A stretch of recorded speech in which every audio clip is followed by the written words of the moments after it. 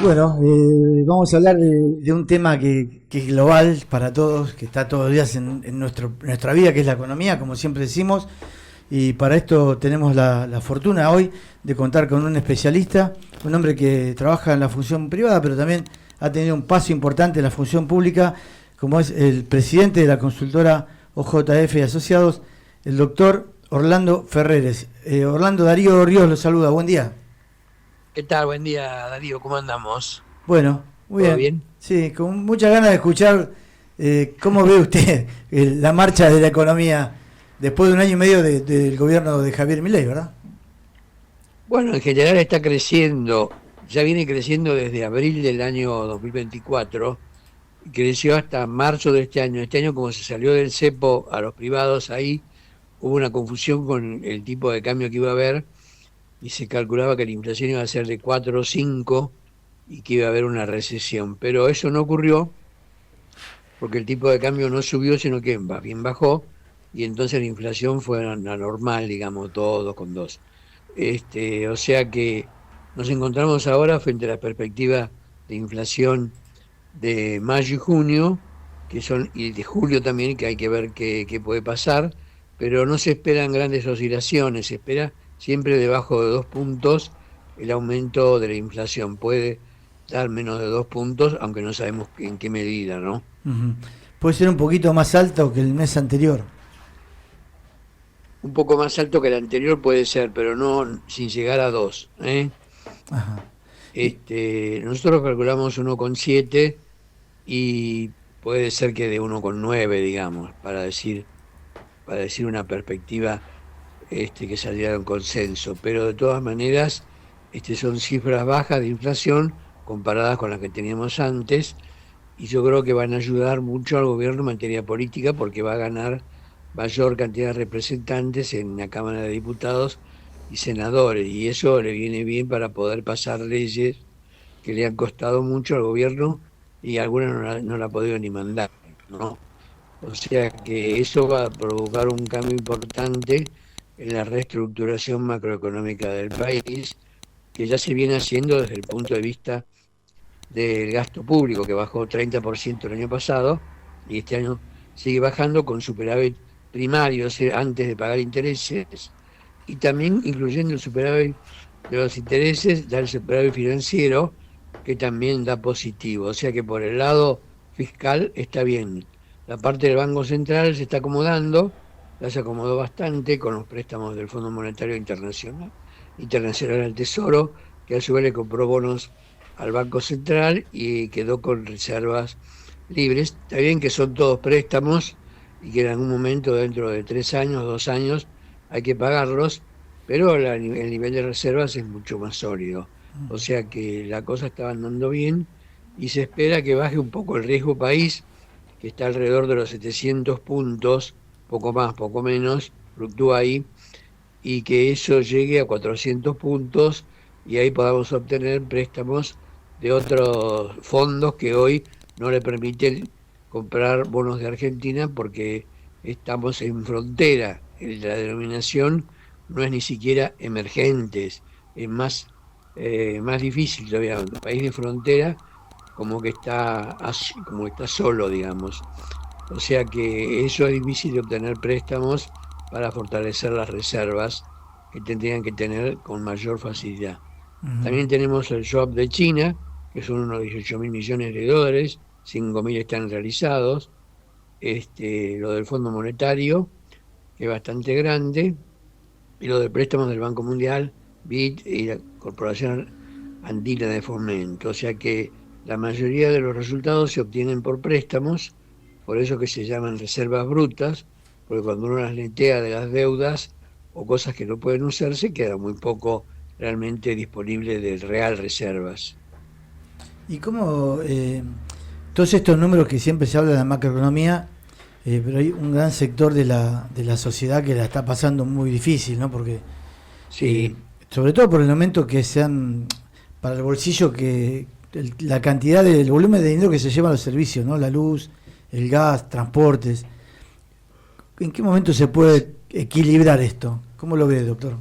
Yo creo que es difícil equilibrarlo porque en todos lados se gasta bastante en servicios. Acá en Argentina no estamos acostumbrados a eso, pero si hay que pagar los servicios, los mismos resultan relativamente caros en relación al pasado. A lo mejor en relación al presente es un cambio de estructura del consumo, hay que pagar más por los servicios.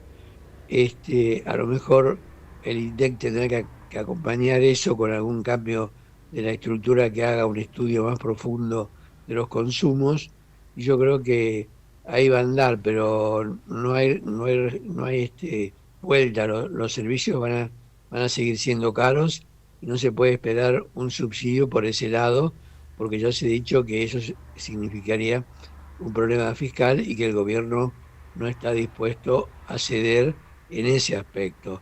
Así que yo creo que ese tema eh, es un tema que está bastante definido. Orlando, ¿cómo estás? Lo saluda Gabriel Ríos Malán. ¿Qué tal, Gabriel? ¿Cómo andamos? Bien, le quería consultar por el discurso que dio Arriazo hace un tiempo en la AmCham, que habló de destrucción, creación y que la destrucción va a ser mucho más rápida que la creación y que el gobierno debería hacer un estudio de equilibrio general por todos los cuellos de botella que se va a ir dando para evitar bolsones de pobreza y descontento. ¿Esto usted cree que es así? ¿Que va a haber puede haber bolsones de pobreza si no se analiza, si no se toman medidas? Yo creo que sí, es decir, coincido con Arriazo en ese sentido, y habría que clasificar a las industrias o a las actividades en tres categorías: empresas que son eficientes, que no hay que hacer nada; empresas que pueden ser eficientes según cómo sea el tipo de cambio; e empresas que según cómo sea el tipo de cambio no serían eficientes, y a estas últimas darle crédito para que pudieran cambiar de sector y pudieran seguir funcionando sin problema. Yo creo que más o menos esta idea es la que manejamos la mayoría de los economistas, y que yo creo que sería bueno que para perdernos de esos bolsones de pobreza que vienen acentuándose, porque es muy dispersa la distribución de la riqueza. Algunos pueden comprar 25% más de autos 0 kilómetros y otros no pueden llegar a fin de mes. O sea, hay una dispersión muy grande. Yo creo que eso hay que arreglarlo ya mismo, hay que resolver el problema ya mismo. Y bueno, esperemos que el gobierno tome las medidas del caso correspondientes. Usted que estuvo en el tablero de control en algún momento de la Sí. economía, eh, ¿se puede decir que quién está pagando el ajuste? ¿Es realmente, como decía el presidente en campaña, la casta o lo está pagando el conjunto de la sociedad? Yo creo que un poco todo, pero la casta es la que más paga, efectivamente. Después los pobres muy pobres, tal como se define la pobreza en Argentina por una línea, debajo de la cual uno, si se encuentra debajo de esa línea de salario real, es pobre.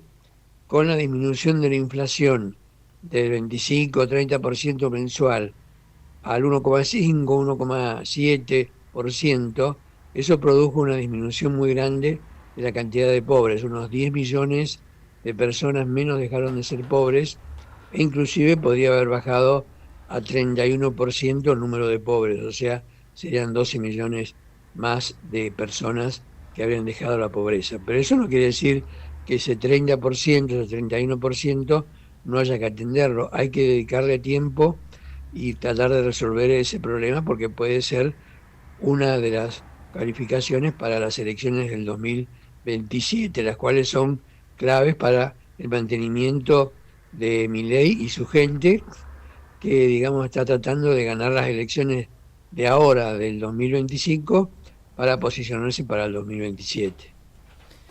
¿Y de qué manera uno se imagina y ve otros modelos, ¿no? Como el régimen de Maquila en Paraguay, las zonas francas en Chile, cómo funcionan en otros países, en Colombia. Pero ¿de qué manera podría impulsarse la generación de empleo en un esquema que está con salarios limitados y recesivos, ¿no? A pesar de que hay un crecimiento de algunas actividades puntuales? Claro, bueno, lo que pasa es que el gobierno habla poco de productividad, de inversión, muy poco. Está bien, está creciendo la inversión, pero no representa mucho del Producto Bruto. Según si la miramos en moneda constante, representa alrededor del 20% del producto, que es un número bajo, y medida en moneda corriente aún es un poquito menor. Pero yo creo que tiene que poner hincapié en las inversiones, se está haciendo la licitación para 7 áreas de carreteras para que los pueda comprar el sector privado y después transferirlos con el paso del tiempo al sector público. Pero eso todavía está en proceso licitatorio, ni se empezó. O sea que hay que apurar un poco la marcha en ese sentido para poder capturar a toda esa gente que trabaja en la construcción o en las rutas para que puedan estar mejor que antes. Yo creo que eso es un tema fundamental, amén de que se puedan hacer otras obras públicas también que pueden dar resultado para el país. Sí, evidentemente es una buena, ojalá que haya muchas ofertas y que se hagan cargo de las rutas, pero lo vamos pasando un poquito por distintos temas porque usted maneja muchísimos temas de la economía, todos. Esta semana hubo un movimiento y una alarma con el tema del dólar, también Sí, algunas declaraciones de JP Morgan que pusieron también en alerta al sistema. ¿Cómo lo evalúa eso, doctor?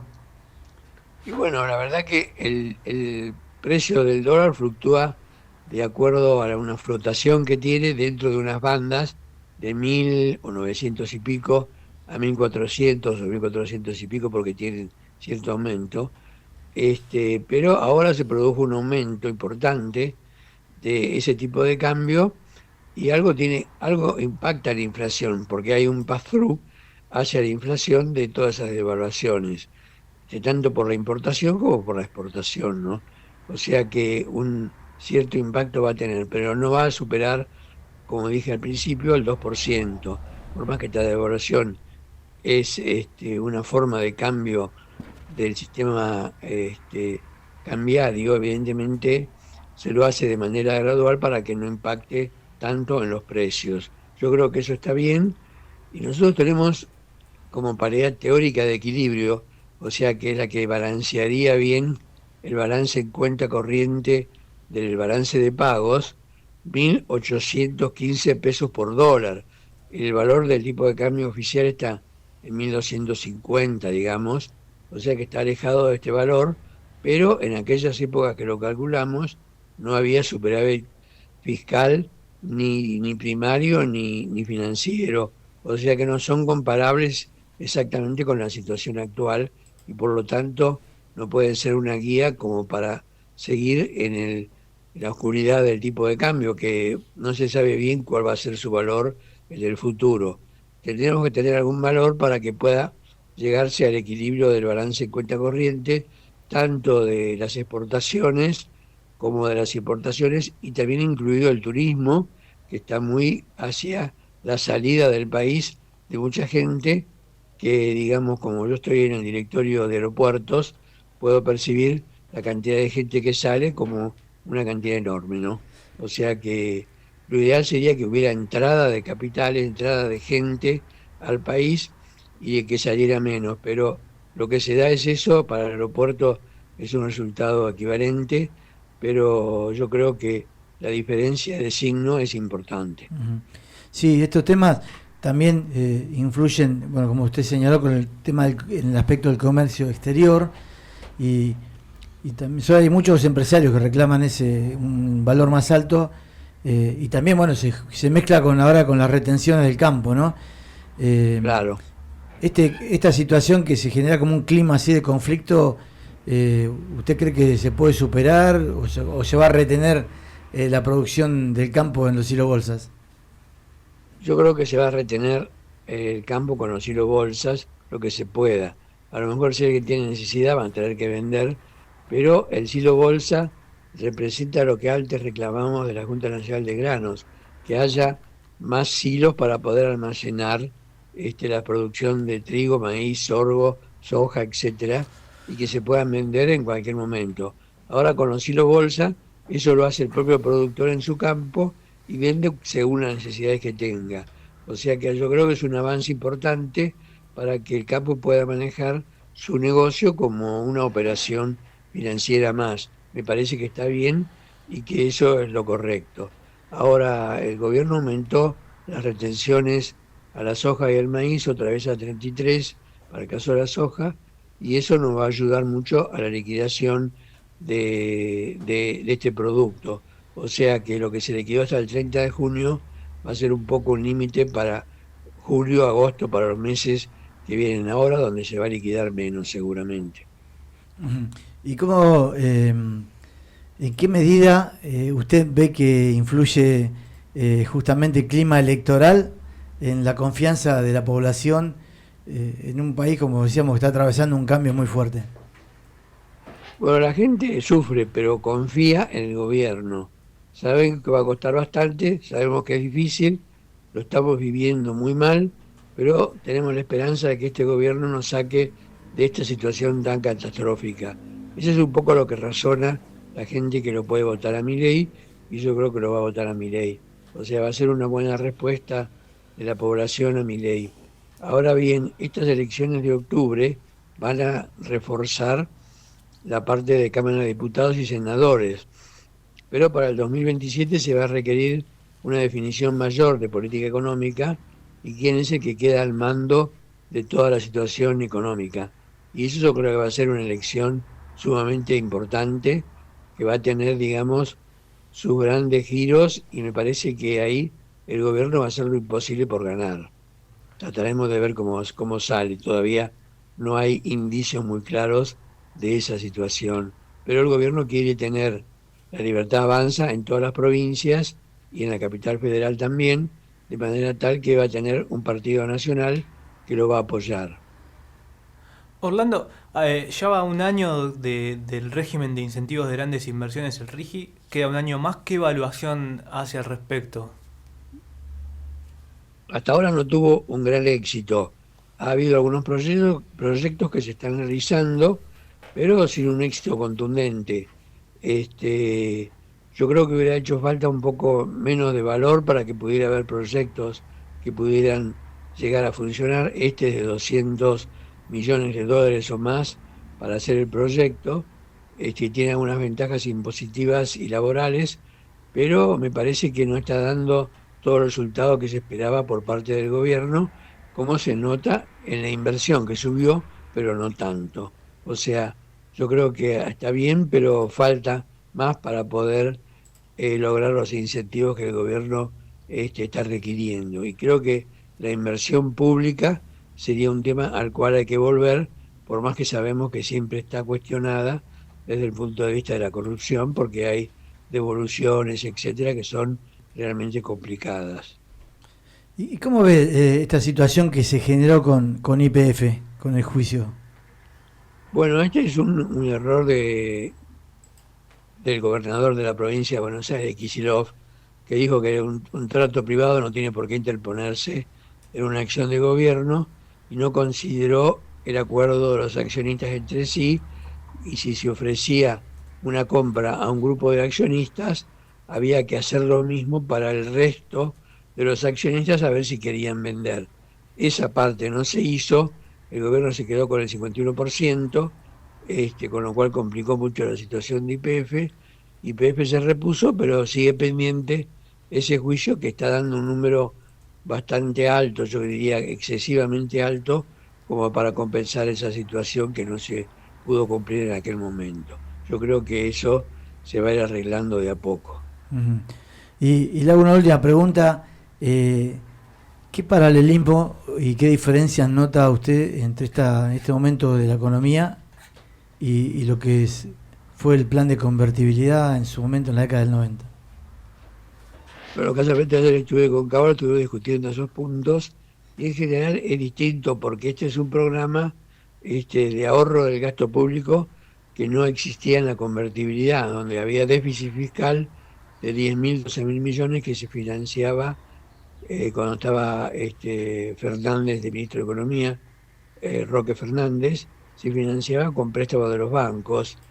Y cuando yo le dije a Roque que me parecía que tenía que cambiar un poco el sentido, me dijo: mirá esa pila de libros de los bancos que me dicen todos que hay que comprar de Argentina, ¿qué puedo hacer? Realmente un poco se dejó transformar la economía, y se quedó un poco durmiendo por la reelección, que todavía después no se pudo realizar. Pero se perdió una etapa de transformaciones importantes que podrían haberse hecho en su momento. Cuando nosotros estuvimos a cargo de la hiperinflación porque el ministro Roy, que era de Bungibor, murió a los 7 días de haber asumido. Sí, Quedé sí. a cargo yo de la hiperinflación, que dio 46.500.000% anual oficial. No es un número inventado Claro. al calculado de una semana, sino que fue publicado oficialmente por el INDEC. Y yo creo que movernos en esa etapa fue una cosa difícil y tener que tomar decisiones en esas circunstancias fue una cosa muy complicada que apenas me dejaba dormir. Pero bueno, nosotros lo hicimos y después tuvimos un problema con los sindicatos porque hicimos pagar todos los sueldos por semana. Así que, en principio, yo creo que con la convertibilidad existe la parte fiscal y con lo del 89 una hiperinflación que fue mucho más alta. ¿Y usted ve posibilidad de volver a un proyecto o un plan parecido? Y bueno, es difícil porque no tenemos hiperinflación, tenemos una inflación baja. Ahora hay que encontrar un modelo que permita saber dónde hay que tocar, dónde hay que mover los aros para que el motor funcione. Me parece que eso es fundamental, que el gobierno tenga un modelo de la economía real de Argentina y vea qué es lo que tienen que mover para que pueda andar la cosa. Me parece que es fundamental darse cuenta de esta expectativa y es fundamental poder hacerlo cuanto antes. Doctor, le agradecemos mucho, la verdad que le sacamos media hora de la mañana, pero bueno, la verdad que es muy interesante como siempre hablar con usted y todo el panorama que nos fue trazando de la economía. Bueno, muchas gracias a ustedes por llamar. Hasta pronto. Bueno, le mando un fuerte abrazo. Gracias. Bueno, hemos tenido pues, Quédense de Industria en este programa 250 a la palabra del doctor Orlando Ferrer. Recordemos su paso por la cartera de Economía en los 90 y todos los informes que periódicamente nos nutre a través de su consultora.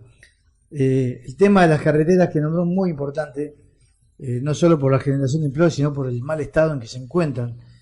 Si uno viaja por el país, va a haber muchos lugares donde ya no cobran peaje porque el gobierno lo suspendió, lo bajó todo, sacó las concesiones y están muy abandonadas. Así que es un tema que realmente requiere urgencia.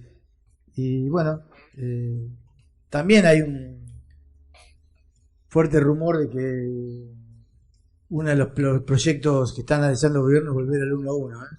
Atención, cuando el ministro el otro día dijo compren dólares, así livianamente, ¿no? Bueno, si ustedes quieren comprar dólares, compren dólares, dijo Caputo, ¿no? Creo que tiene un poquito, dejó entrever que hay un plan que teóricamente se va a aplicar a partir del 1 de enero del 2026. Un cambio muy fuerte en la economía, se habla que se podría llegar a cambiar de moneda, así que bueno, vamos a estar atentos a ver si averiguamos algo más. Vamos a algo más.